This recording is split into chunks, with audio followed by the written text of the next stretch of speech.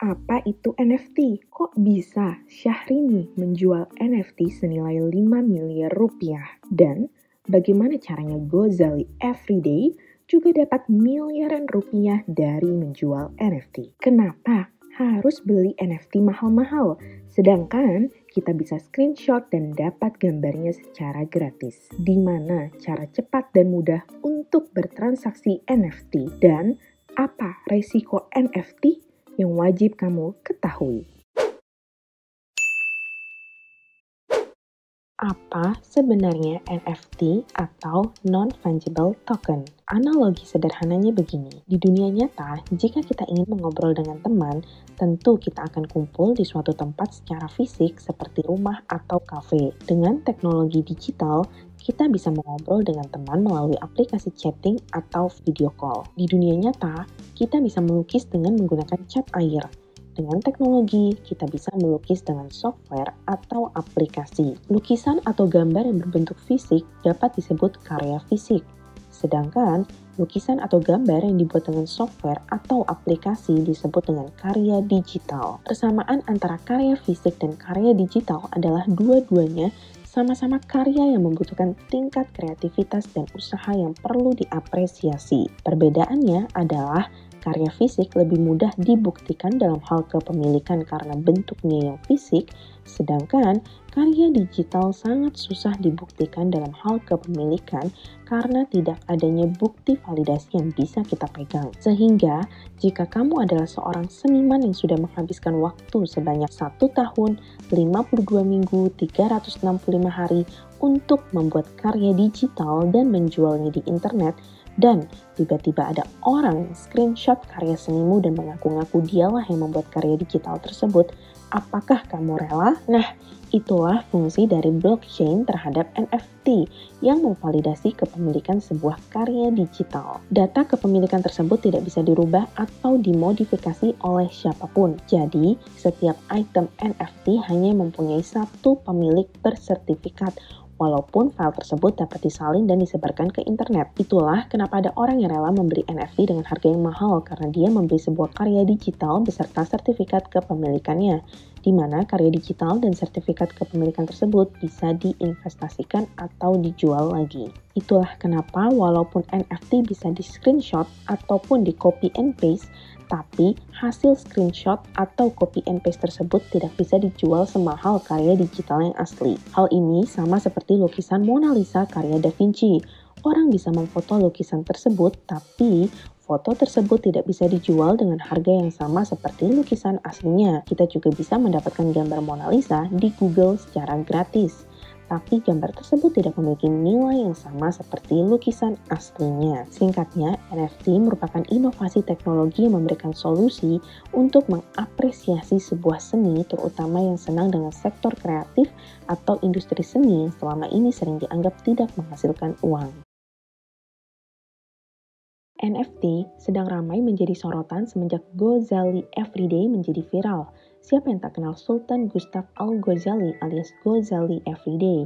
Pria berumur 22 tahun ini viral setelah kaya mendadak dari penjualan selfie lewat non-fungible token atau NFT. Selfie bertajuk Gozali Everyday merupakan foto selfie dirinya selama 5 tahun terakhir yang dijual di platform marketplace OpenSea. Total cuan yang ia kantongi sejauh ini mencapai 1,5 miliar rupiah. Sebelum Gozali viral, Luna Maya sudah lebih dahulu merilis NFT karya digitalnya sebanyak 10 item pada tahun 2021 silam. Syahrini juga telah merilis NFT pertamanya pada 14 Desember 2021 melalui salah satu platform jual beli kripto terkemuka yaitu Binance. Konon kabarnya, NFT Syahrini dengan wujud avatar dirinya adalah NFT berhijab pertama di dunia.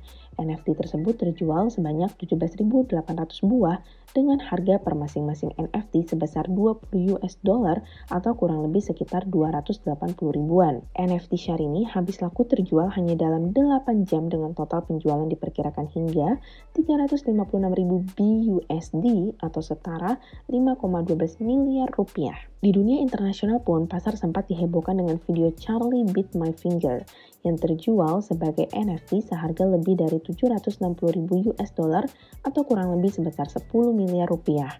Selain itu, ada juga Beeple yang menjual karya seni digitalnya seharga 69 juta US dollar atau kurang lebih hampir menyentuh angka 1 triliun rupiah. Selain untuk memvalidasi kepemilikan sebuah karya digital, NFT memiliki sejumlah keuntungan lainnya. Yang pertama adalah perlindungan hak cipta. NFT memberikan bukti kepemilikan yang unik, tidak bisa dijiplak atau diduplikasi karena token tersimpan di blockchain. Akibatnya, NFT meminimalisir orang menyalahgunakan hak cipta karena tidak bisa lagi sembarangan mencuri karya orang lain. Hal ini membuat perlindungan terhadap karya hak cipta menjadi sangat bagus. Orang tidak bisa asal klaim bahwa mereka pemilik suatu aset digital, karena ada NFT yang menjadi bukti kepemilikan aset digital. NFT hanya bisa dimiliki satu pemilik dalam satu waktu. Manfaat yang kedua adalah monetisasi karya seniman. Dengan adanya NFT, suatu karya seniman bisa lebih mudah diperjualbelikan dan menghasilkan uang. Ini khususnya untuk aset digital. Seniman tinggal menjual karya di marketplace NFT. Proses di marketplace yang terbuka untuk umum, lintas negara, dan tanpa batas membuat karya seniman bisa lebih dikenal oleh siapa saja. Manfaat yang ketiga adalah royalti. Dengan adanya blockchain, NFT dirancang agar karya digital kita, baik itu lukisan, desain, foto, bahkan musik, tidak akan bisa diubah atau dimodifikasi datanya. Sehingga jika karya NFT seseorang terjual, saat pembeli karya tersebut menjual kepada orang lain, maka owner pertama atau origin creator akan memperoleh royalti yang sudah dipasang sejak awal. Royalti yang diterima origin creator ini akan terus berlaku hingga transaksi jual beli terus terjadi. Misalnya, Adi menjual lukisan ke Budi, kemudian Budi menjual lukisan ke Tony, dan seterusnya. Selama lukisan karya Adi diperjualbelikan oleh pemilik berikutnya, maka Adi akan terus mendapatkan royalti. Dengan blockchain, royalti tersebut tidak akan putus atau hilang karena dapat ditelusuri siapa origin creator dari karya tersebut. Meskipun tujuannya memberi banyak manfaat, akan tetapi saat ini penggunaan NFT belum masuk dalam kategori massal, dikarenakan beberapa hambatan seperti berikut. Hambatan yang pertama adalah gas fee. Gas fee simpelnya biaya transaksi adalah biaya yang dikenakan kepada pengguna untuk melakukan transaksi atau membuat kontrak baru dalam blockchain. Biaya yang dibayarkan akan diteruskan kepada developer sebagai kompensasi atas pemrosesan transaksi pada jaringan. Tingginya gas fee ini dikeluhkan di beberapa blockchain seperti Ethereum yang membuatnya menjadi penghambat pengadopsian NFT. Akan tetapi, sekarang beberapa blockchain mengakomodir biaya gas fee rendah bahkan hingga hampir tanpa biaya. Hambatan yang kedua adalah personal branding. Untuk beberapa pihak yang sudah memiliki nama, exposure, dan popularitas, tentu mendapatkan pembeli bukan hal yang sulit. Akan tetapi, bagaimana dengan pihak-pihak yang notabene adalah bukan dari golongan pihak-pihak tersebut? Memang tidak ada yang tidak mungkin apalagi di industri kripto. Akan tetapi, untuk membuat seseorang melirik dan membeli sebuah karya dari ribuan bahkan ratusan ribu karya yang ada di sebuah platform, tentu saja bukanlah sesuatu hal yang mudah. Saat ini, NFT memang masih di fase early adopter.